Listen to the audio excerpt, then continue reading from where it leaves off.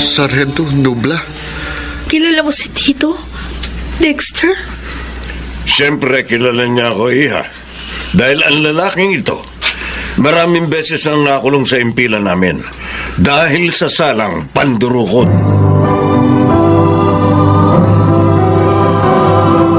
Handog ng DZRH ang tula sa kanyang panahon. Pangarap ng bawat magulang sa kanilang anak ang pinakamabuting kapalaran. Kaya naman sila'y inaakay sa tamang daan.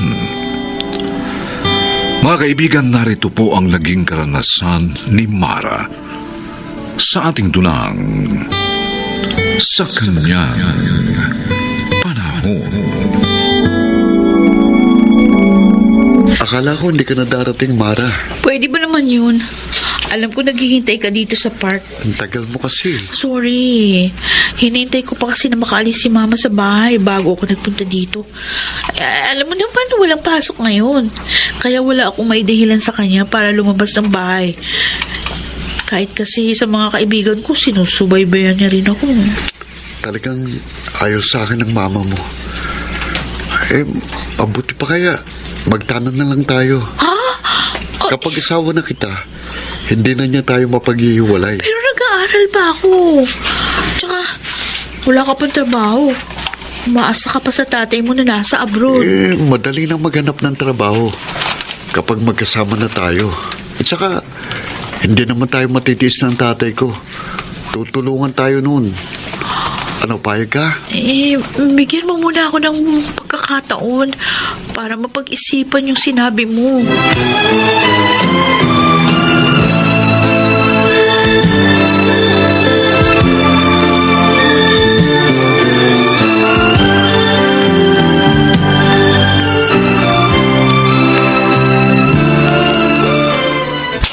Sinungaling ka! Ma! Bakit naman kayo nanampal? Totoo naman yung sinabi ko. Galing dito ang best friend mo at hinahanap ka. Ha? Ngayon, buko ka na. Nakipagkita ka sa Dexter na yan, ano? Ha? Sumagot ka! Nag-usap lang naman kami. Di ba sinabi ko na sa'yo, layuan mo na ang lalaking yun! Wala kang magandang kinabukasan sa kanya. Ma, mabait naman si Dexter. Paimbabaw lang ang kabaitang ipinapakita niya sa'yo. Isa pa, wala siyang trabaho. Asa pa rin sa magulang kahit 23 na. Layuan mo na ang lalaking yun, Mara. Bata ka pa. Tapusin mo muna ang iyong pag-aaral. At makikita mo, higit pa sa Dexter na yon ang matatagpuan mo.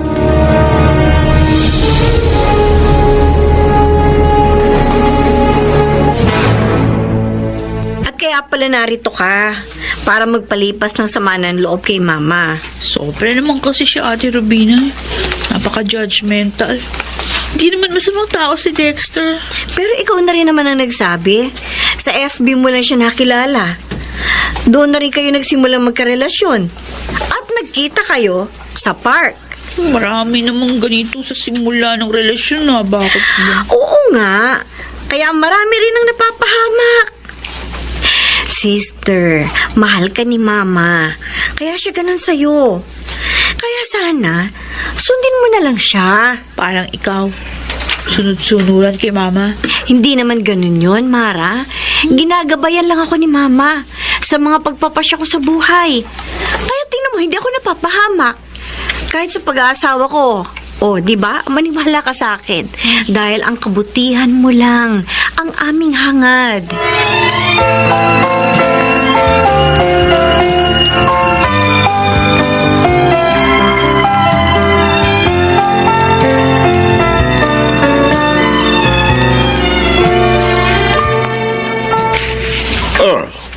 Napasal ka, Ori. Kuya Gaston, gusto ko kasi sanang hingi ng tulong mo. Anong tulong? May problema ako sa aking bunso. Bakit? Nagpapabaya na ba sa pag-aaral si Mara? Actually, nagsisimula nang bumaba ang grades niya. At yun ay nang makilala niya si Dexter. Oh, may boyfriend na pala ang pamangkin ko, ha? Oo. Di siya tulad ni Robina na nagtapos muna ng kolehiyo bago nag-boyfriend. Taga saan naman yung nobyo niya? Ewan Ko, di ko alam. Pero yung lalaki, nakilala lang niya sa FB at walang trabaho. Bah, mahirap yun. Maraming kabataan ngayon ang napapahamak dahil sa pakikipagnobyo sa lalaking hindi nila lubos na kilala. Kaya nga gusto ko magpatulong sa'yo, kuya. Para naman maiiwas natin sa kapahamakan ng pamangkin mo. Alam ko na ang gusto mong gawin ko. Okay, sige. Bigay mo sa akin ang picture ng lalaki, pati na mga impormasyong alam mo tungkol sa kanya.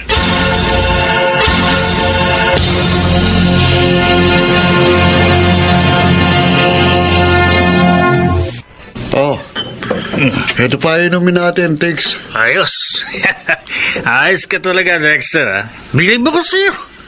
Di ka madamot. Lalo na kapag may malaki kang kita. Siyempre naman, saggang dikit tayo eh. Ay, yung nga pulang siyota mo, kumusta na? Ha? Yung nakilala mo sa FB? Okay lang yun. Malapit ko na siyang makuha. Talaga? At kapag naging asawa ko na siya, pahinga na ako sa trabaho ko. Giginhawa na ako. Pero pare, di naman kaya siya magbago kapag nalaman niya yung trabaho mo. Pare, magaling akong umarte. At mahusay ding magtago ng sikreto. Kaya hindi niya malalaman yun. Hanggang sa maging asawa ko na siya. Swerte mo talaga, pare, ha? Sana all. Dali lang yan. Humanap ka ng mabobola mo sa FB at makikita mo, makakasibat ka rin sa trabaho natin. Ibig mo bang sabihin hindi mo talaga mahal si Mara? Ginagamit mo lang? Wala sa akin yung pagmamahal. Ang importante sa akin ay ang magiging pakinabang ko. Yun.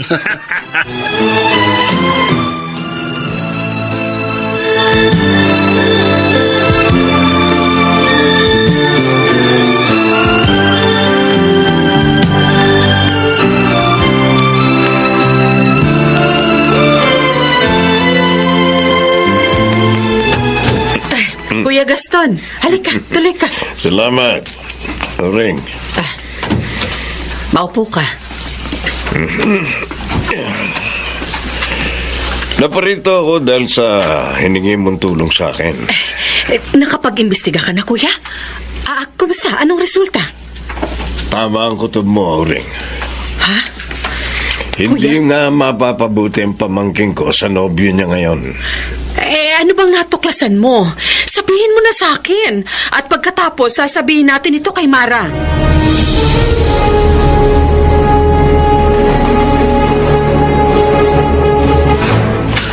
Dexter, halika. Maupo ka. Sure ka ba na pumayag ang mama mo na magpunta ko dito sa bahay niyo? Oo. Siya talaga nagsabi. Kasi nung huli kong nagpunta rito, sinabi niyang layuan kita. Dahil nga nalaman niyang 23 na ako pero wala pa rin akong trabaho.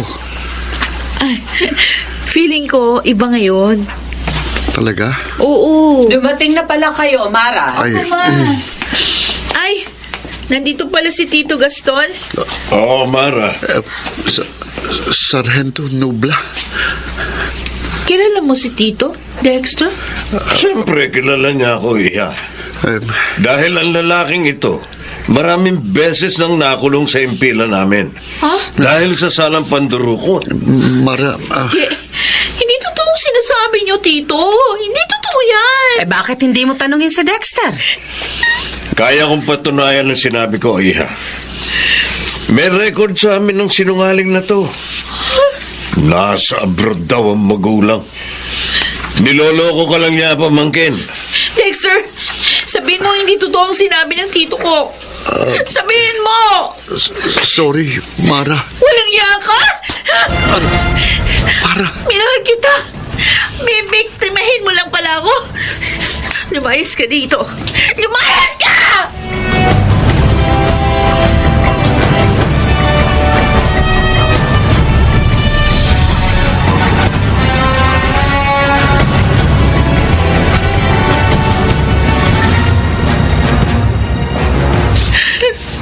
Ang sama mo, Dexter.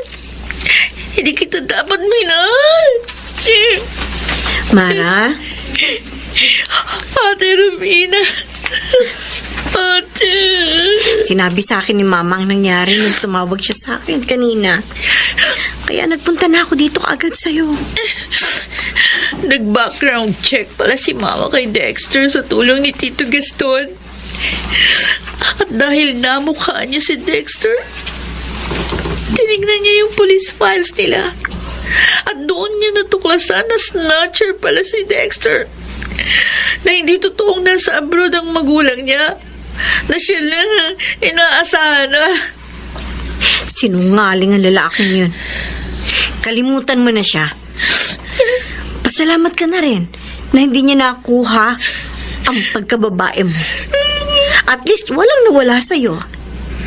And next time, huwag ka nang bastang makikipagnobyo. Lalo na kung hindi mo lubos na kilala.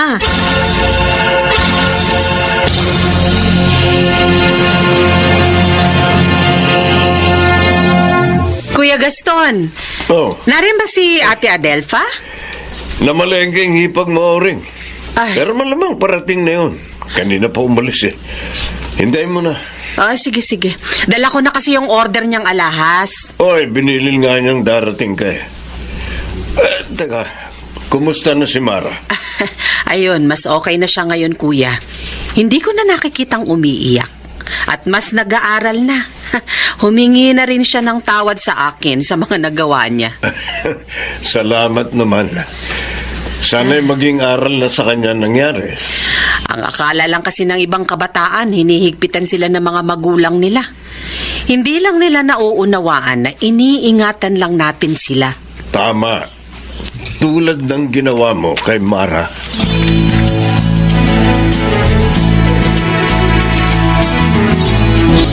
Wow, ang ganda ng sister ko. Bagay sa'yo yung dress mo, ha? Thank you, Ate Rubina. Saan naman ang punta mo niyan? Papasok na siya sa office, anak. After graduation kasi, nag-apply na siya agad ng trabaho. At ayun, natanggap naman siya agad. Talaga? May trabaho ka na? Oo, ate. Magagamit ko na yung kurso ko. Ngayon na nga ako magsisimula. Ay, congratulations! Thank you. Mabuti na lang, nailigtas ako ni Mama at Tito Gaston kay Dexter. Hindi ako napahamak. Ngayon, tanaw ko na ang maganda kong kinabukasan.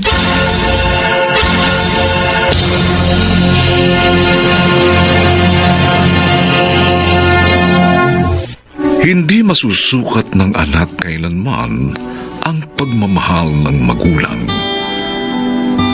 Kaya sana ito'y huwag baliwalain lamang upang mapabuti ang buhay sa kanyang panahon.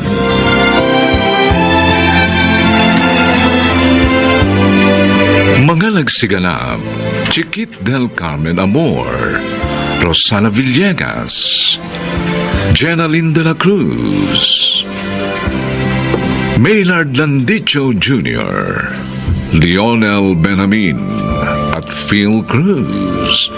Special sound effects Jerry Mutia. Technical supervision Eric Lucero at Bong Muyar. Musical scoring Buboy Salonga. Ang kasaysayang ito'y mula sa panulat ni Telma Corporal Alcantara at sa pinagsamang direksyon ng inyong lingkod June Martin Legaspi at Bobby Cruz sa kanyang panahon. Kung hindi mo siya pilit na isinilang, wala sanang paghambing sa pagitan niya at mga kuya niya. Hindi ko rin sana mararamdaman ang malaking pagkukulang ni na James at Eman. Kabaligtaran namang inaasahan ko nang ibigay ko ang lahat sa kanila. Handog ng DZRH ang dula sa kanyang panahon. Paano nga ba ang muling pagbangon mula sa isang maling desisyong pinaninindigan? Mga kaibigan, narito at ating pakinggan ang naging karanasan ni Tony sa ating dulang sa kanyang panahon.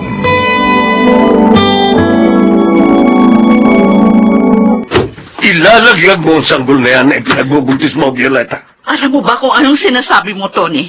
Sinabi ko na sa iyo noong pa, ayoko ng anak na babae. Hindi.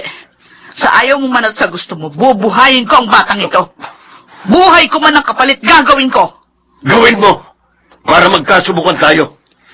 Dahil kahit kailan, hindi ko kikilalanin ang batang yan sa sandaling isilang mo na. Kila James at Emang ko lang iuukol ang mga pagsisikap ko. Sa kanila ko lang ibibigay ang lahat ng karapatan.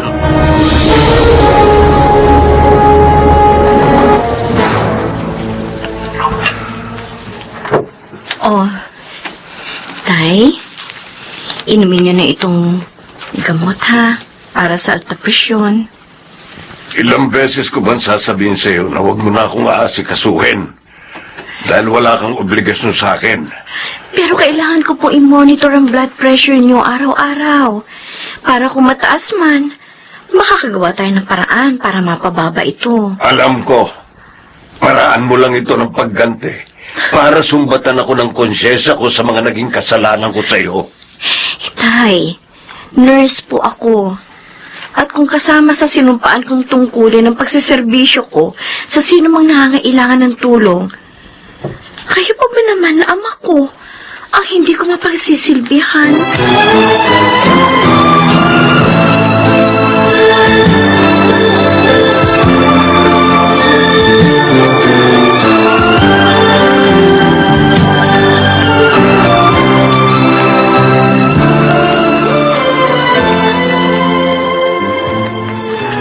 Napakamalalahaning bata talaga ni Angel. Isipin mo ha, bago siya pumasok sa duty niya sa ospital, naaasikaso pa niya mga pangangailangan ng tatay niya. Pati nga kamudyeta ng kanyang tatay binabantayan, Tiyang. Ay katulad ngayon, itong mga gulay at isda ang pinaluto niya. Siya nga na malengke kaninang madaling araw. Ang tanong, kumusta naman yung dalawang inihinyero? Nagparamdam na ba? Hindi pa rin sumasagot to sa mga text at tawag namin ni Tony. Ano ba naman kasi yung magkapatid na yan? Abay, wag nilang sabihin na hindi nila alam na ang papauwi rito. Hindi bali sana kung nasa ibang bansa sila eh. Nandito sila sa Pilipinas at may mga sasakyan naman sila para imposibleng hindi sila makarating dito. Nagdaramdam na nga yung matanda. Madalas, laging negatibo kung mag-isip. Ha? Siguro daw, kung pantay na yung kanyang mga paa, tsaka lang may iisipang umuwi, sina James at Eman. Ay, Jesus Maria Joseph. Pagliwanagin mo nga isip ng asawa mo, Violeta. Huwag na huwag ka mo siyang patangay sa depresyon. Abay, napakabata pa niya para isipin ang kamatayan.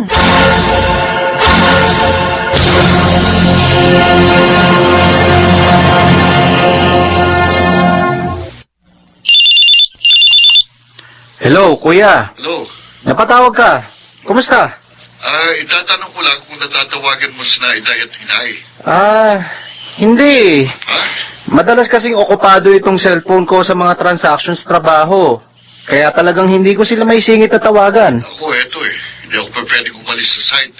Dahil binabantayan ko ang construction ng project. Mahigpit kasi yung superintendent ng construction. Ako naman, lagi ring nasa location para sa pag-aaral sa lupang pagtatayuan ng konstruksyon. O paano?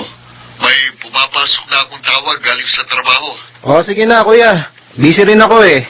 Pag nakasingit na lang ulit tayo uli ng tawag. O sige, bye. Ingat, kuya.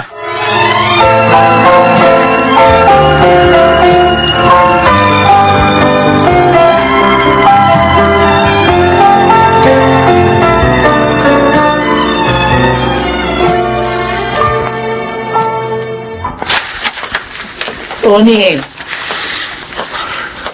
bakit hindi mo ginalawang pagkain inihanda sa ni Angel? Kailan ba titigil ang anak mong yun sa pangungonsensya sa akin? Hanggang sa makita na niya ako naninigas dito sa wheelchair na kinauupuan ko? Bakit ba ang hirap mong abutin? Ang taas-taas mo. Hanggang ngayon, pilit mo pa rin nilalagyan ng mataas na paderang pagitan ninyo ni Angel. Kung hindi mo siya pilit na isinilang, wala sanang paghahambing sa pagitan niya at ng mga kuya niya. Hindi ko rin sana mararamdaman ang malaking pagkukulang ni na James at Eman. Kabaliktaran ng mga inaasahan ko nang ibigay ko lahat sa kanila. O ngayon, mismo sa sarili mo nang galing, inamin mo na nabigo ka sa mga inaasahan mong maibabalik sa'yo ni na James at Eman. Hindi lang yung tagumpay nila sa pera, Violeta, kundi yung malalim na relasyon noon sa mga pagitan namin nung mga bata pa sila. Hanggang maging ganap silang mga tao pero lumayo na silang lumayo.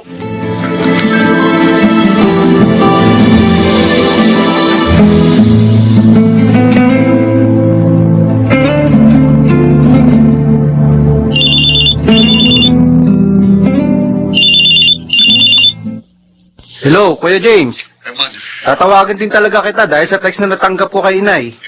patay na raw si Inay? Inatake raw? Kinumpirma mo ba? Tinawagan mo ba si Inay? Tinawagan ko pagkabasa ko ng text. Pero out of coverage area na ang cellphone niya. Hindi ko na makontak. Tinawagan ko rin pero cannot be reached na eh. Ano plano mo, Kuya? Uwi ba tayo?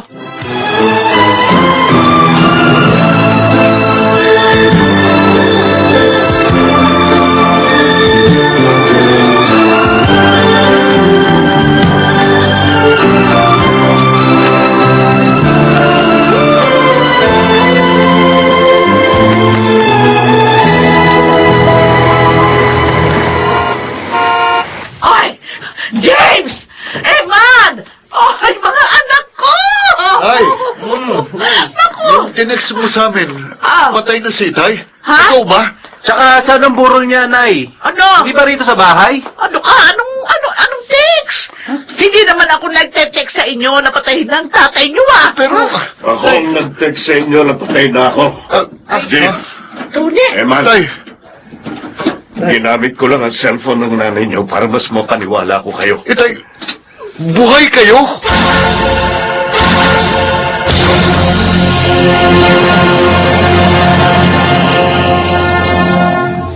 Itay, bakit yun naman kami niloko? Hindi ito magandang biro. Alam niyo ba na malaking perwisyo sa mga trabaho namin ang ginawa niyo? At kung pera lang ang kailangan nyo, sana sinabi nyo na lang agad sa text para nakapag-money transfer na lang kami sa inyo. Nakalimutan ko lang bang ituro sa inyo ang paglingon sa inyong pinanggalingan? Kung kaya hindi ninyo alam ang daan pabalik sa lugar na inyong kinagisnan? O masyado na ba kayong abala sa pagpaparami ng inyong mga pera? Kaya nakalimutan nyo na rin kami bilang mga magulang. Itay, ikaw na rin na nagturo sa amin na pahalagahan namin ang aming mga trabaho.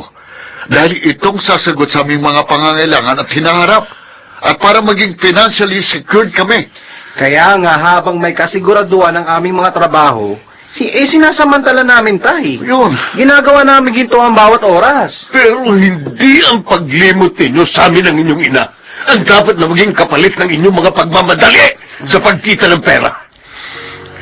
Pinalaki ko man kayo sa sinasabi ninyong mga pananaw. Hindi sa pagtalikod sa mga taong nagbigay sa inyo ng buhay.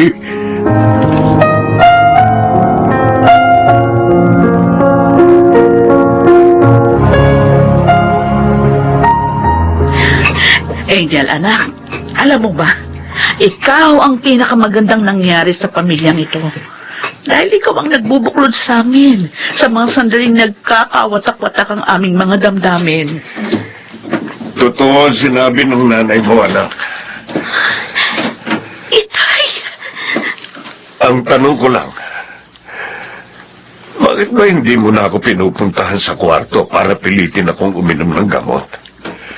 Saka yung healthy diet ko, hindi mo na ako ipinamamalengke. Hindi niyo na po ako, Tata Boy. Kapag paiinumin ko kayo ng gamot niyo. At saka, hindi na po ninyo itatapon ang mga pagkain. Ianda ako. Para sa Siyempre inyo. naman. Siyempre, anak. Lalo pat bunso ko ang nag-e-effort na makarecover ako sa sakit ko. Aba, hindi naman kami pwede umalis ni Eman. Hanggat hindi namin naayos ang problema ng lubos kay Itay. Tay, sorry na ha. Promise, maglalaan kami ng mga araw para palagi kaming makauwi rito sa bahay. Promise yan, Kuya Eman, ha? Aba, marami rin kayong utang na promise sa akin ni Kuya Jay. Ay, sa akin din. Marami kayong pangakong hindi tinupad. Kaya dapat lang na singiling ko kayo, mga linti kayo. Ngayon nandito na kayo. Oo naman po, Lolo Lucia. Sige, sabihin niyo pong lahat ang mga atras namin sa inyo ni Eman. Para bago kami umalis, maibigay na rin namin sa inyo yung mga hinihiling nyo. Wow! Ha? Talaga, mga apo? O naman, kababait talaga ng mga apo ko. Walang mga kasimbait.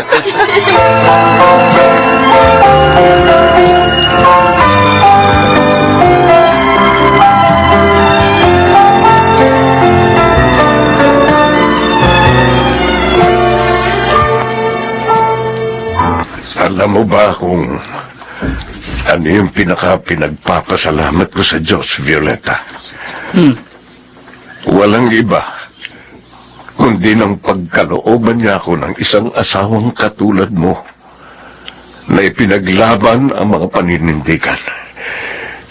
Ang mahalaga lang naman sa akin, magiging kapakinabangan ng lahat ang kapupuntahan ng mga desisyon, Tony.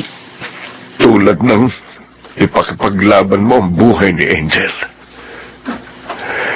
Doon ko hinangaan ang iyong katatagan. Hindi lang bilang isang babae, kundi bilang isang ina, Violeta.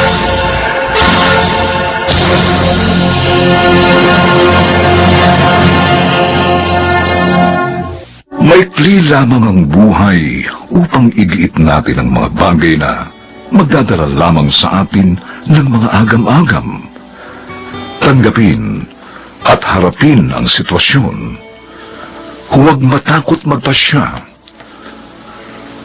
Tutulungan tayo ng Diyos sa Kanyang panahon.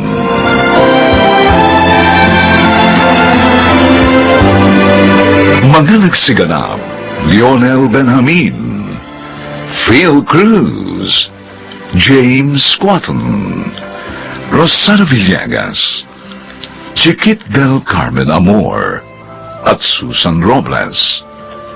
Special sound effects, Gerardo Mutia.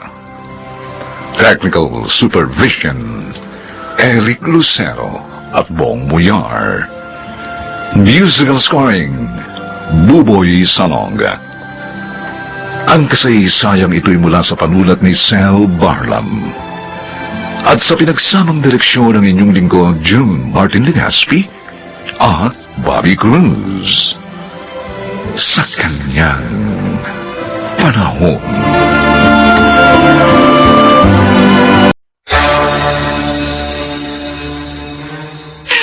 Patay na ang tatay niyo, mga anak. Ha? Hindi!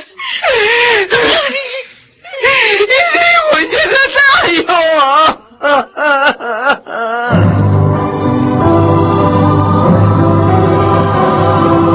Handog ng DZRH ang dula sa kanyang panahon.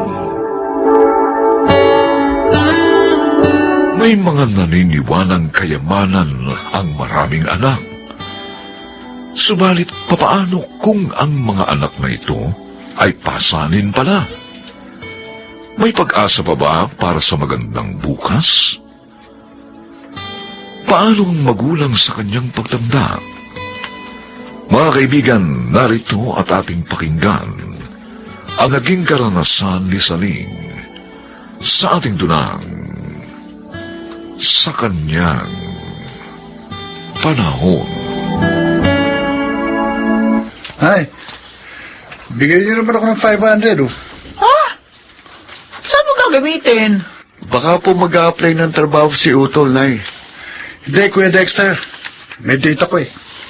Date? Yung anak mo nga kay Ditas ni hindi mo mabigyan ng gatas eh. Kami pa nga ng tatay mo nagbibigay. Ngayon, makikipag-date ka pa sa ibang babae? Nay, iba si Noemi. Ay, sus. Mahal ko yun eh. Hindi katulad ni Ditas. Siya nanligaw sa akin. Kaya kami nagkaanak. Kahit na, Tol. Nagkaanak kayo dahil ginusto mo rin. Ay nako kuya, subukan mong mambabae. Ha? At kapag nakatikim ka ng luto ng Diyos, makikita mo, hindi ka rin makakatanggi kapag tinukso ka ng babae. Yun na nga. Hindi ka nakatanggi sa tukso, kaya may dapat ka ng panagutan. Eh, ang problema, hindi ka nagtatrabaho. Mahigit 1 taon na lang, tapos ka na sana sa kolehiyo. Kaso huminto ka, at mas inasikaso yung barkada at mga babae. Nay naman. Anak naman, magbago ka na. Wow. Alalahanin mo, magulang ka na rin ngayon.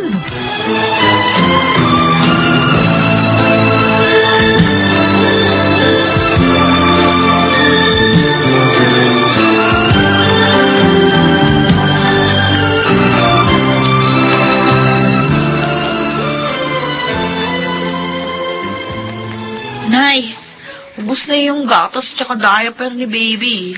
Paubos na rin po yung gatas at diaper at vitamins ng anak ko, Nay. Ganun ba? Opo. Minyong, may sobrang pera pa ba dyan? Meron pa naman. Bigyan mo nga dito kina Pat at Claire. Papalitan ko na lamang yung pera mo. Pag nakuha ko na yung singiling ko sa mga tininda kong damit, sapatos at cosmetic mamaya. Ay, bala ko rin nung dalhin si baby sa doktor, Nay. Tay, kasi may mga rashes. Nag-aalala ako, baka mamaya kung ano na yun. Ay, may lagnat ba? Wala naman ho. Kaya nga ho, gusto ko siyang ipa-check up. Dadaling ko rin po sa doktor ang baby ko, Tay. Nagdudumi po eh. Para po mabigyan po sana ng tamang gamot. Ano ba ito? Sabay pang nagkasakit yung mga anak niyo. Ito naman kasi si Claire. Lagi sumasabay sa akin. Pareho lang naman tayong may anak, ate. At pareho lang silang may pangangailangan. Huwag ka naman mainis kung nagkasabay tayo. Natural lang yun. Huwag niyo nang pagtalunan yan. Sige, pareho ko kayo bibigyan ng pera. Bilhin niyo na mga kailangan ng mga anak niyo. At dalhin niyo rin sila sa doktor.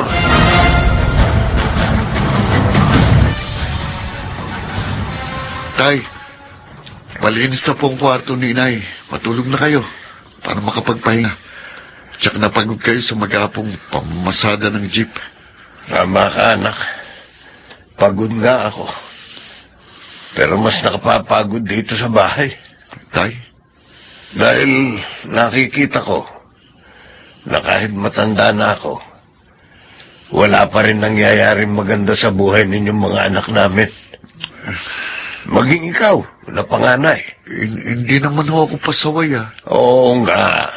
Pero tulad ni Rex, hindi mo rin tinapos ang kurso mo sa kolehiyo. Sayang. 2 taon na lang. Huminto ka pa. Lalo lang po kasi ako nahihirapan sa university. Dahil sa pambubuli sa akin ng mga kaklase ko. Sana, anak, hindi mo sila iniintindi. Dahil wala naman silang halaga Pero sinasaktan po nilang damdamin ko Lagi ako napapaya dahil sa kanila. Pakiramdam ko tuloy, walang mangyayari kahit makatapos pa ako ng pag-aaral. Dahil pilay ako. Kami ng nanay mo ang tunay na nagmamahal sa'yo. Dapat, sa amin ka nakinig. Di sana matagal ka ng graduate. Tay, Anak, naisip mo na ba kung ano mangyayari sa'yo pag bigla kaming mamatay ng nanay niya? tay naman. Paano ka? Kayo magkakapatid. Huwag naman ho kayong magsalta ng ganyan. Hindi tayo may hawak ng buhay natin, anak. Kaya nga, gusto namin kayong maihanda. Para kahit wala na kami, magkaroon pa rin kayo ng magandang kinabukasan. Pero ang masakit, lahat kayo umaasa pa rin sa amin kahit na nagkakaedad na kami.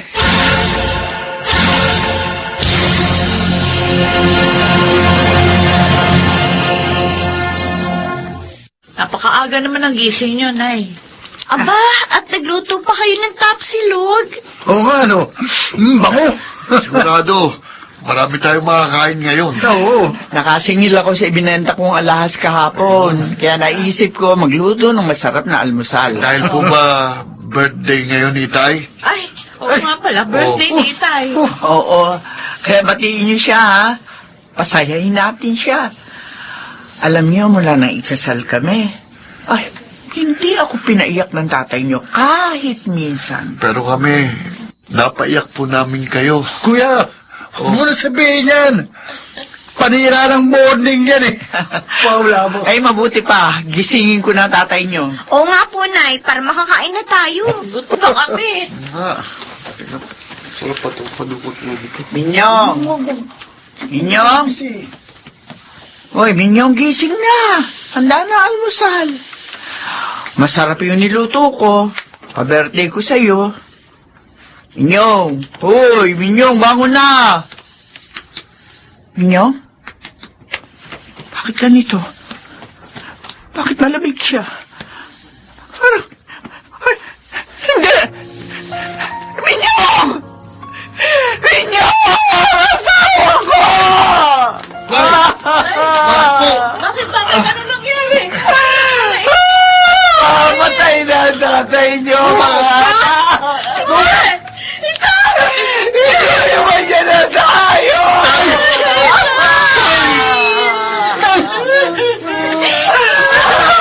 Asawa ko! Bakit mo naman kami iniwan?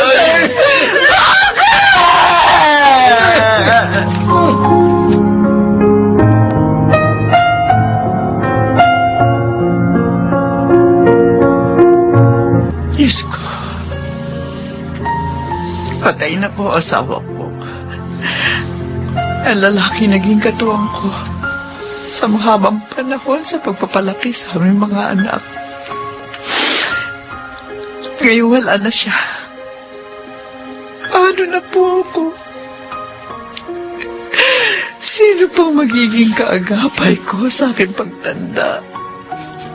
Ganong ang mga anak ko ay mga pasanin pa rin.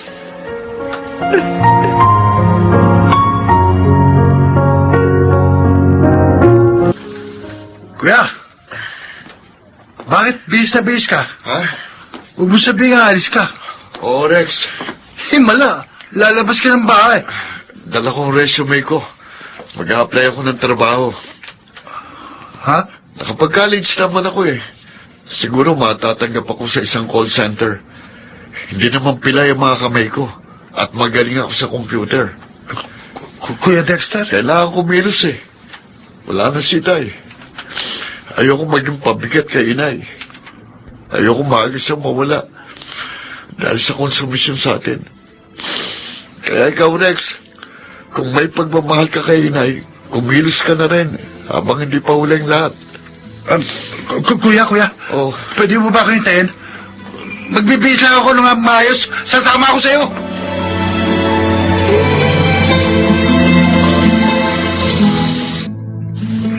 Nagtataka ako, Ate Patty. Bakit ilang araw nang umaalis sino Kuya Dexter at Kuya Rex? Ay, hindi mo ba alam? Ano? Nagtatrabaho na sila sa call center. Ha? Talaga? Oo. Natauhan na yung mga kuya natin. Ayaw na nilang maging pabigat kay Inay. Kasi ayaw nilang mawala si Inay. Tapos, saka sila magsisisi. Tama naman sila, Ate. Kaya nga ako, nag-umpisa na rin magtrabaho. No? Ikaw? Oh, bakit parang hindi ka makapaniwala? Eh kasi, hindi ka naman umaalis ng bahay eh. At saka anong magiging trabaho mo? O, di ba marunong ko malahi? Yun ang ginagawa ko. May mga nagpapagawa nga sa akin ng punda na unan ngayon at saka ilang maliliit na bag. Ay, ako na lang palang naiwan. Ano kaya pwede kong maging trabaho? O, kailangan yung hindi ka rin madalas nalalabas ng bahay. Kasi nga may anak ka rin. Alam ko na. Alam ko na, Ate. Ititinda ko online ang mga natahi mo. Para marami umorder sa'yo. Tapos, bigyan mo rin ako pag kumita ka. Oo ba? Pati ka, di ba mahilig kang gumawa ng mga accessories na yari sa beads? Oo. Oh, bakit hindi ka gumawa ng mga wallet at mga palawet na yari sa beads? Tapos, lagyan mo rin ng ganun yung mga tahiko at saka natin ibenta. Ay, oo, sige ate. May nakita na nga ako mga ganun eh. Talaga? Sana kumita tayo, no? Oo. Para hindi na natin iasa pa kayo yung mga pangailangan ng baby natin.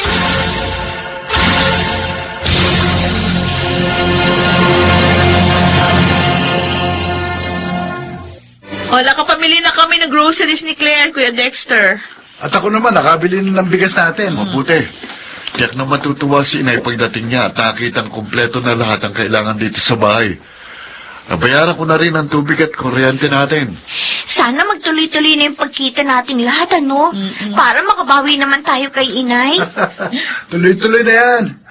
Marami lang ang order sa inyo eh. O bukas i-deliver na yung makina, Claire.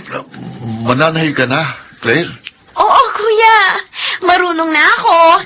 Tinuruan ako ni Ate Patty. Kailangan yun eh. Para lalo kami makagawa ng marami.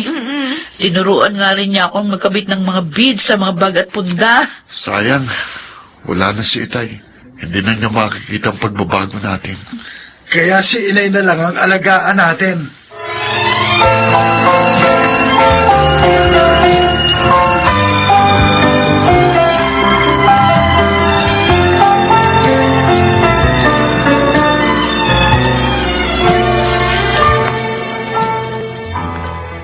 Ibig niyong sabihin, wala na akong bibilin dito sa bahay?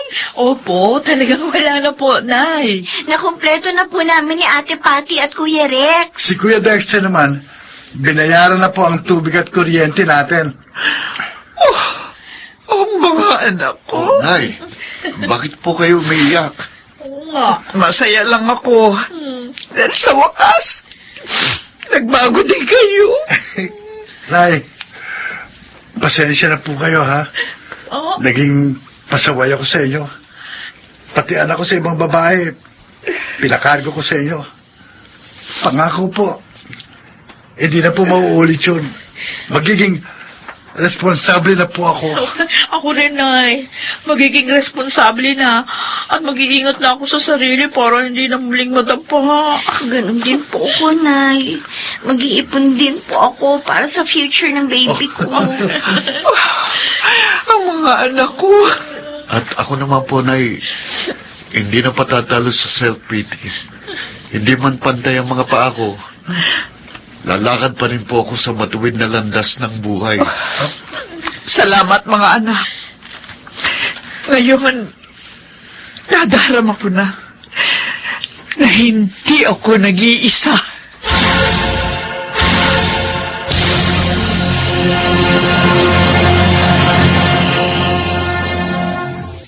Lahat ay kaya niyang gawin. Patuloy lamang na sa Diyos ay dumalangin upang ang tao ay dinggin sa kanyang panahon.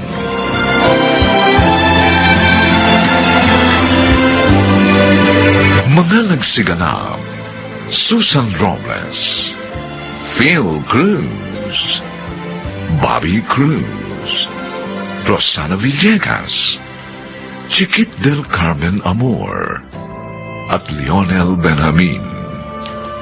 Special Sound Effects, Jerry Mutia. Technical Supervision, Eric Lucero at Bong Buyar. Musical Scoring, Buboy Salong. Ang kasaysayang ito'y mula sa panulat ni Telma Corporal Alcantara. At sa pinagsamang direksyon ng inyong lingkod, June Martin Legaspi at Bobby Cruz. Sa kanyang panahon. Huwag mo akong sumbatan! Hindi ko naman sinabing magtis ka! Pakiusap, Robert. Huwag mo akong iwan. Kailangan ka namin ni Cindy. Maawa ka. Huwag mo nga hilahin ang damit ko! Hindi ko na kaya makisama pa sa'yo! Tanggapin mo na lang yun!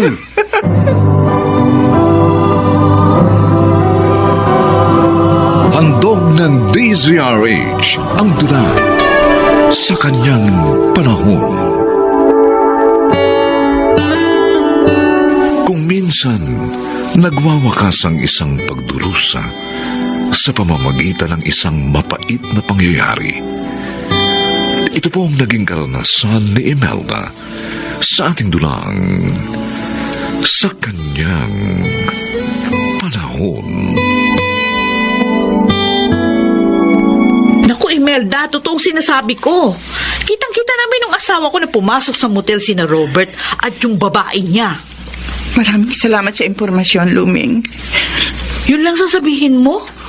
Wala kang gagawin? Naman, Imelda, maraming beses ka nang niloko ng asawa mo. At maraming beses ko na rin siyang kinausap para magbago. Pero walang nangyari. Eh di hiwalayan mo na yung walang yang yun. Para hindi na masaktan pang damdamin mo. Hindi ko magagawa yun, Luming. May anak kami. At mahal na mahal ko si Robert. Kaya titiisin mo na lang yung mga ginagawa niya. Luming naman. Di na uso ngayon ng martir.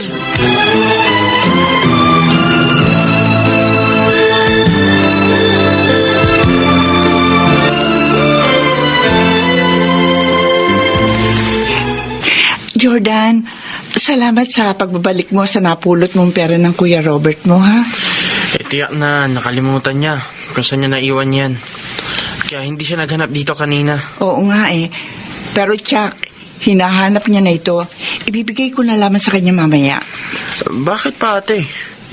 Ikaw naman ang gumagastos dito. Wala siyang ibinibigay sa'yo. Lahat ng kita niya, inuubos niya lang sa sarili niya at sa pambababae. Mali na gantihan natin ng masama ang hindi tamang ginagawa sa atin ng ating kapwa. Alam ko yun. Pero hirap ka na, ate. Nahihiya nga ako sa'yo eh. Dahil bukod sa pag-aaral ko, pasan mo pa lahat ng gastusin ng pamilya mo. Tapos nagagawa pang sakta ni Bayaw ang damdamin mo. Minsan tuloy, gusto ko na siyang kumprontahin eh. Huwag mong gagawin yun, Jordan. Baka magkasakitan kayo. Pero ate... Hayaan mo na lang ako. Kaya ko ito. At saka, naniniwala ako na magbabago rin si Robert. Tungkol naman doon sa pag-aaral mo, huwag mong alalahanin ang pagtulong ko sa'yo. Masaya ako sa ginagawa ko. Nagagampanan ko ang tungkulin ko bilang ate mo. Maraming salamat, Ate Imelda. Promise, pag nakatapos ako, tutulungan din kita sa pagpapaaral sa pamangkin ko. Melda, pupunta rito mga barkada ko mamaya. Magiinuman kami. Magluto ka ng mga masasarap na pulutan, ha? Mamili ka. Pwede ba mamayang konti na lang, Robert? Inaantok kasi ako eh. Napuyat ako sa tinapos kong trabaho kagabi. Baka gahuling ka sa panahon. At saka nga pala, wala akong pera, Robert. Binayaran ko na kasi yung bahay, yung ilaw, tsaka yung tubig natin. May pera ako. Pero ibili mo ito lahat, ha? Ayoko nang titipirin mo kami. Kuhan, pwede ba akong kumuha rito para sa mga kailangan natin dito sa bahay? Nakakabwisit ka naman eh. Sinabi ko na ayoko nang titipirin mo kami. Bahala ka na sa mga kailangan nyo rito. Sige na, lumakad ka na.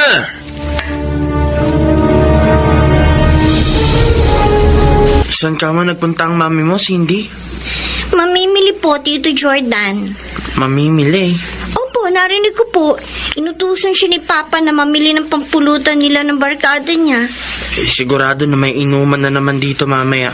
Yun nga pong sabi ni Papa kay Mama. Naawa nga po ako kay Mama, Tito Jordan. Bakit? Ano na naman ginawa ng papa mo? Kasi, kahit inaantok si Mama, minadali siya ni Papa, sinigawan pa po. May tumatawag sa cellphone ko. Sandali lang, Cindy, ah. Hello? Ako nga po. Sino po sila? Mga polis? Bakit po? Ano po? Si ate na aksidente?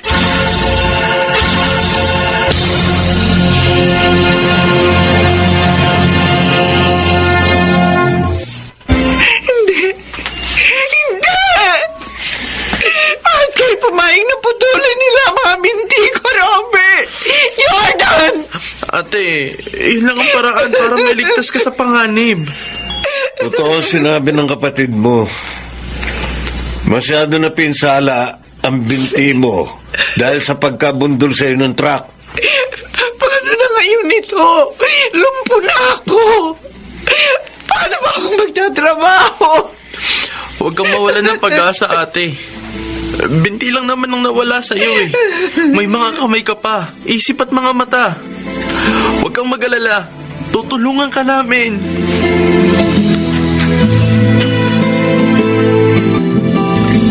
Nalumpo pa lang misis mo, Robert. Dahil sa nangyaring aksidente sa kanya. Oo, Martin. At yung kotse naman niya, pinagbili na. Kawawa naman si Melda. Paano ngayon yan? Hindi na siya nakakapagtrabaho. Tatrabaho pa rin. Sa bahay nga lang na ginagawa ang office work niya. Buti, pumayag ang boss niya. Oo. Mabait naman yung boss nila eh. Naintindihan siya. Saka maganda ang record sa kanila ng misis ko. Kaya hindi nila basta maaaliw niya. Pati nga si Jordan, yung kapatid niyang bunso. Naipasok na niya sa trabaho. Kahit graduating pa lang. Aba, ayos ah. Kaya lang Kaya lang ano? Naiinis ako eh. Oh, bakit naman? Malaki na ang pagkukulang sa akin ni Imelda. Hindi na niya ako naasikaso. Di tulad noon. Pati na mga gamit ko. Dapat, unawain mo na lang yun. Masanay ka na. Lumpo na siya eh. Ewan ko. Parang hindi ako masasanay ng ganito. Anong ibig mo sabihin, Robert? Robert, bakit may mga maletang nakalabas dito? Diyan ko nilagay lahat ng damit at gamit ko. Pero bakit? Hindi pa ba malinaw sa'yo? Aalis na ako. Robert! Maghihiwalay na tayo. Robert! Bakit? Bakit naman? Minahal naman kita, pinagsilbihan kita. Noon yun. Nung hindi ka pa lumpo. Pero ngayon, ang laki na ng pagkukulang mo sa akin. At hindi ko na matitiis yun. Pero ang pambababae mo, ang pagpapabaya mo sa amin, at ang pananakit mo sa damdamin ko, lahat yun natiis ko! Huwag mo akong sumbatan! Hindi ko naman sinabi magtiis ka. Pakiusap, Robert, pakiusap. Huwag mo akong iiwan. Kailangan ka namin ni Cindy. Maawa ko. Hilahin ang damit ko. Robert! Hindi ko na kaya makisama pa sa'yo. Robert! Tanggapin mo na lang yun. Papa! Papa, wag ka pong umalis! Please po! Baka po umiiwan ni Mama! Tumigil ka, Cindy, ha? Dahil kahit ikaw, hindi mo mapagbabago ang pasya ko.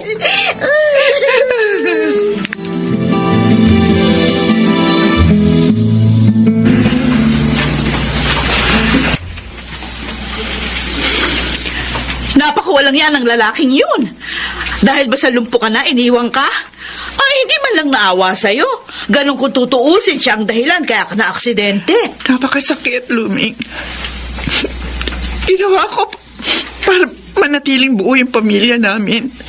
Para wag niya akong iwan. Pero nabigo pa rin ako. Imelda, magpakatatag ka. Alalahanin mo nandiyan pa si Cindy na nangangailangan sa'yo. Luming. Isipin mo na lang na baka paraan ito ng Diyos para matapos na yung pagdurusa mo kay Robert.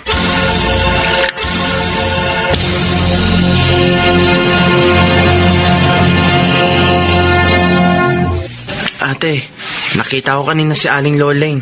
Binayaran ko ng bahay, ilaw at tubig natin sa kanya. Ay, ganun ba?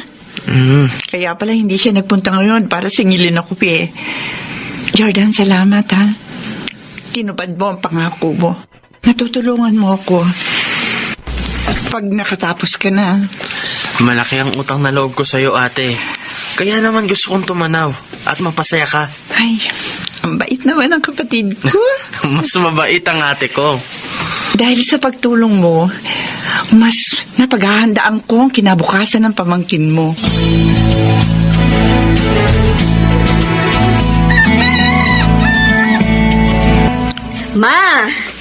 Gift po yun sa akin ng office. Dahil ako ang naging Employee of the Year. Wow. Kaya wala tayong gagastusin sa bakasyon natin sa Palawan. Ilang araw ba tayo doon? 3 days po.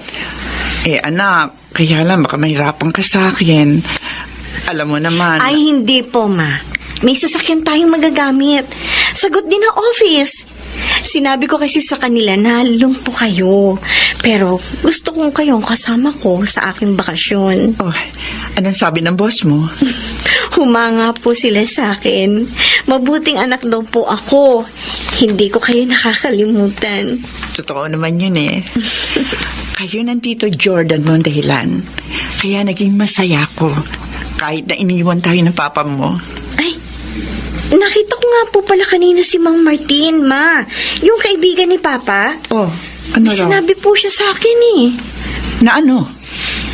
Nasa ospital daw po si Papa. At malala ang sakit. Nangangailangan daw po ng tulong. Ano ma? Tutulungan po ba natin siya? Oo naman, anak. Tatay mo pa rin siya sa kabila ng lahat. Asawa ko pa rin. At dahil biniyayaan tayo ng Diyos, huwag natin ipagkait ang ating tulong sa ating kapwa.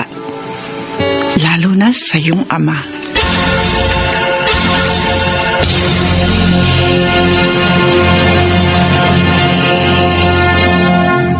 Magdusa man ang may mabuting puso, kabutihan niya ay hindi magbabago.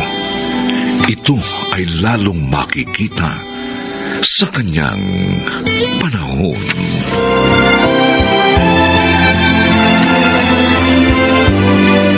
Mga nagsiganap: Susan Robles, Chiquit del Carmen Amor, Lionel Benjamin, Angelo Alcantara, Rosana Villegas at Phil Cruz. Special sound effects, Jerry Butia. Technical supervision, Eric Lucero at Bong Muyar. Musical scoring, Buboy Salonga. Ang ating kasaysayan ay mula sa panulat ni Telma Corporal Alcantara. At sa pinagsamang direksyon ng inyong lingkod June Martin Legaspi at Bobby Cruz. Sa kanyang panahon. Ano ba yung pinapanood mo sa computer, Carol? At masyado kang affected. Ang lungkot ang mukha mo eh. Kayo pala, boss. Nakakaawa kasi yung delivery boy. Bakit? Anong nangyari sa kanya?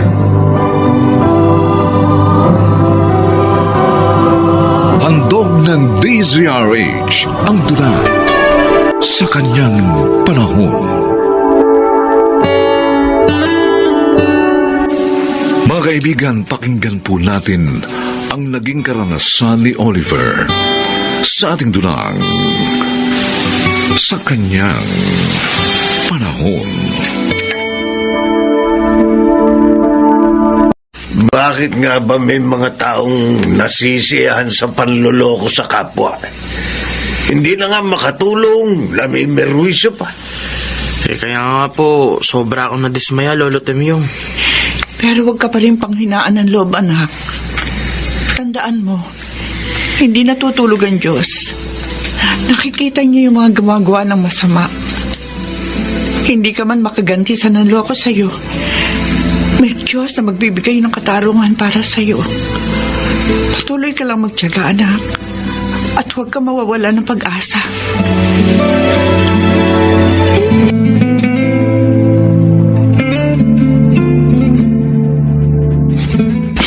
Merced, nakaalis ng apo ko para magtrabaho. Kayo ho pala, itay. Bakit umagang-umaga umiiyak ka? Naaawa lang po kasi ako sa anak ko. Hindi na nakapagpatuloy na pag-aaral dahil maagang sumabak sa paghahanap buhay. Oo nga. Salamat na nga lang at mabait ang apo ko. Walang bisyo at hindi rin malayaw. Narito sana ang kanyang ama. Hindi naman ho niya daranasin ito. Kaso nga, matapos na samahan sa Amerika upang magpagamot ang mami niya, hindi na nagbalik pa ang asawa mo. Mukhang kinalimutan ka na. Kayo, ng anak mo. Ang hinala ko po, Itay, baka ho, paraan lang ni Mami yung pagpapagamot sa Amerika para ilayo sa amin si Carlito. Dahil noon pa, tutol lang ho siya sa akin. Maaaring tama ka. At nagtagumpay ang magaling mong biyanan.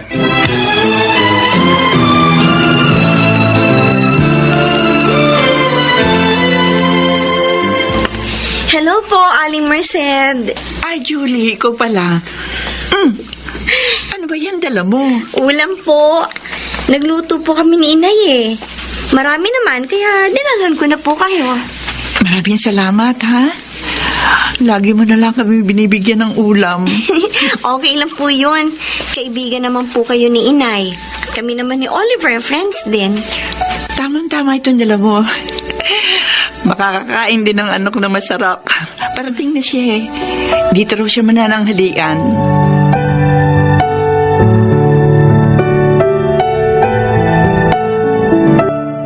Ba, himala ah. Napasyal ka. Wala ka bang biyahe? Wala. Day off ko. Twice a month ang day off ko eh. Ay, siya nga pala. Ito, kunin mo. Oh, ano to? Paborito mong siopaw. Wow! Thanks ha! Gusto ko makabawi. Lagi na lang kasing ikaw nagdadala ng ulam sa amin.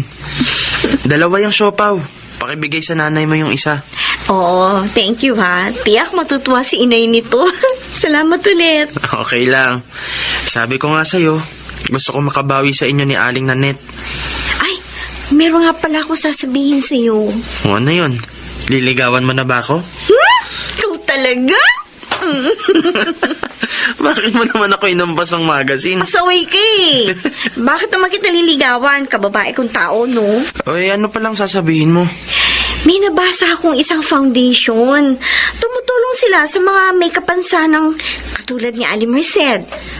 Baka gusto mo sumulat sa kanila. Matutulungan kaya nila si Inay?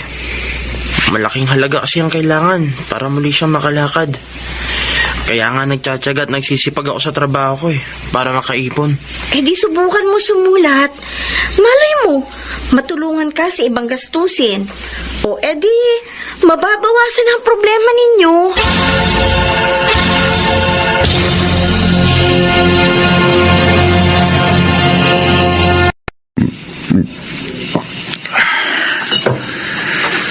Hindi na naman ako makatulog.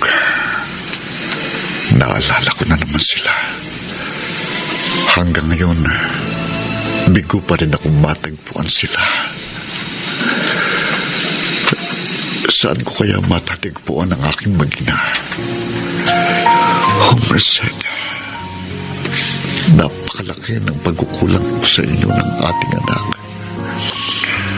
Pero alam ng Diyos na hindi ko gustong mangyari ang pagkakalayo natin.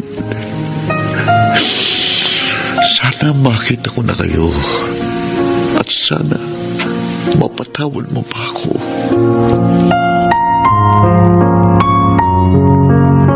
Nay, may nabili po ako mga lutong ulam. Kaya may ulam na po kayo ni Lolo Temyong hanggang mamayang gabi. Batang ito, anak, kahit lumpo ko, pwede naman ako magluto eh. Para hindi na po kayo mahirapan, Nay. Napakamalalahanin mo talaga, anak. Dahil mahal na mahal ko po kayo ni Lolo, Nay. Sayang nga lang at hindi ko na nakita si Itay. Sana masaya ang pamilya natin kung narito siya. Anak. Sige po, aalis na ako. Maaga pa. May magpapadeliver po sa akin ng bike at groceries. Ayoko pong malate. Mukhang mayaman yung kliyente mo ah. Mukha nga po. Sana bigyan niya po ako ng kahit konting tip para mas madagdagan ko po ang ipon ko sa pagpapagamot niyo po.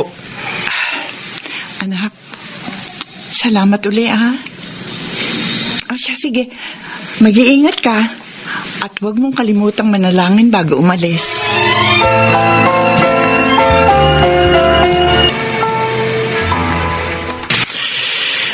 Niloko lang ako ng kliyente ko. Marami na akong pinagtanungan pero iisa lang ang sabi. Walang ganong pangalan sa lugar na to. Anong gagawin ko? Paano ngayon mababalik ang pera ko? Bahala na. Pero ipapaalam ko sa lahat ang nangyari sa akin. Magla-live ako dito sa social media. Mag-aantay lang ako ng konting viewers para may makapanood na. Ito. Meron ng 4. Ayun, 10 na. Mga kaibigan, isa po akong delivery boy.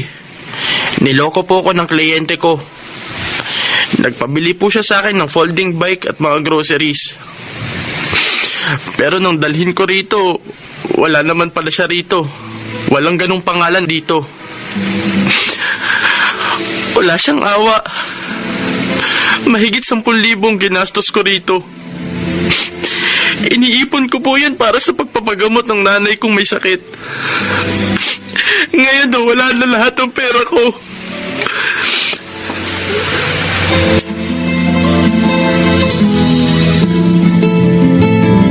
Carol, ano ba yung pinapanood mo sa computer?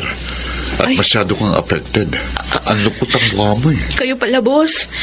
Nakakaawa kasi yung delivery boy. Bakit? Anong nangyari sa kanya? May nagpa-deliver sa kanya ng folding bike at groceries. Tapos pagdating niya doon sa address na sinabi sa kanya, wala palang ganong pangalan doon.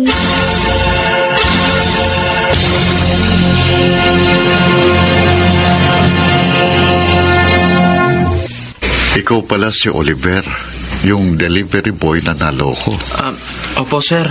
Oliver, ako si Carol, ang sekretary ni Sir Carlito. Napanood ko sa internet yung paghingi mo ng tulong. Dahil doon sa nangyari sa'yo, napanood ni Sir yung pag-iyak mo. Naawa siya sa'yo, kaya pinatawag ka rito sa office namin. Ako nang bibili ng hindi nabiling item sa'yo, iho. Naku po, sir. Maraming salamat po. Nakakahiya nga po yung ginawa kong pag-iyak. Pero ang sakit po kasi. Isipin nyo, matapos magpabili sa akin ng folding bike at groceries yung kliyente, lolokohin lang pala ako. Wala pala siya sa lugar na sinabi niya. Yung perang yun, iniipon ko po para sa pagpapagamot ng nanay kong lumpo. Lumpo ang nanay mo? Opo, sir. Pwede naman daw po siya makalakad. Kaya lang, kailangan po ng malaking halaga. Bakit siya nalumpo? Nasagasaan po siya, sir. At hindi pinanagutan ng nakasagasa. At bakit ikaw ang bumabalikat ng gastusin ng nanay mo? Nasaan ba ang tatay mo?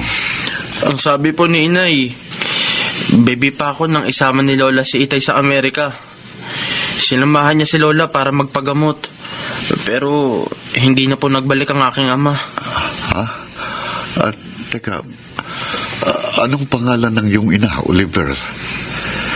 Merced po. Merced? Merced Cristobal. Oh, Diyos ko. Bakit po kayo nagulat, sir? Oliver, maaari ko bang makita ang iyong ina?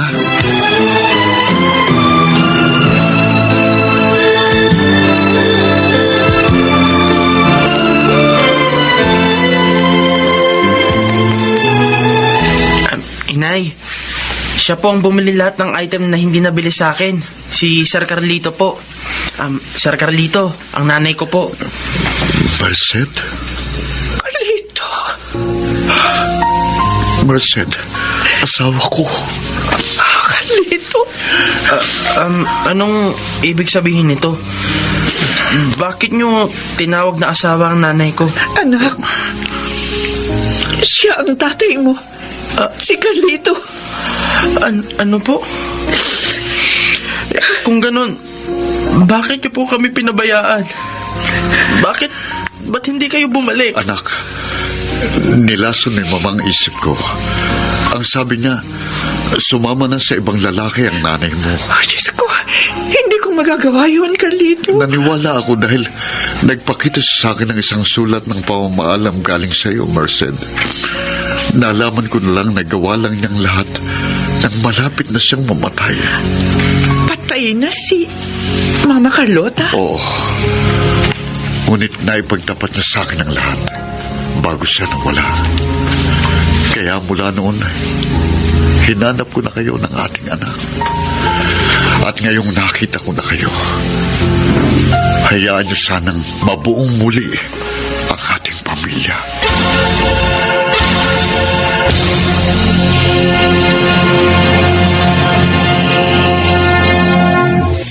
Lahat ng pagtitiyaga ay may kaakibat na nilaga.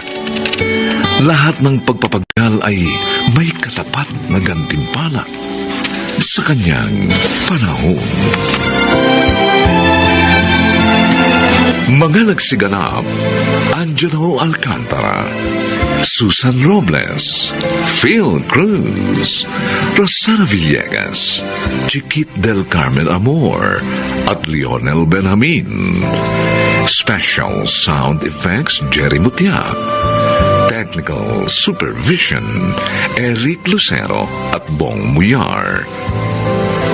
Ang kasaysayang ito ay mula sa panulat ni Thelma Corporal Alcantara at sa pinagsamang direksyon ng inyong lingkod June Martin Legaspi at Bobby Cruz. Sa kanyang panahon.